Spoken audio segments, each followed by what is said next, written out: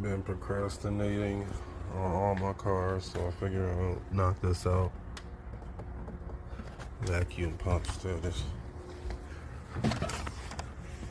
Right there she is.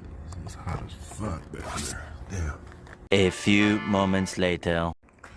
Alright, so I got the old one out. Literally takes no time. I head back downstairs since I am at work. Come back and install that. Shouldn't take more than 30 minutes. This only took about 20. A little longer than a few minutes later. So I got my brake pressure back.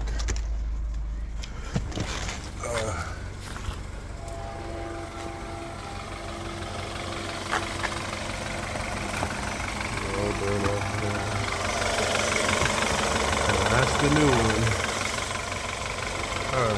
She seems to idle a little smoother too.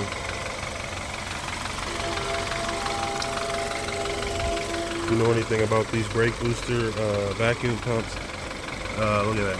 Yeah, that's not normal. This was missing an entire piece. I don't know if you're familiar, but if you are, you know what I'm talking about. There's a whole metal bracket that lines up with the camshaft on the back of the engine. And this one never even had it. I didn't realize it was missing it until I got a new one and saw the part that it needs.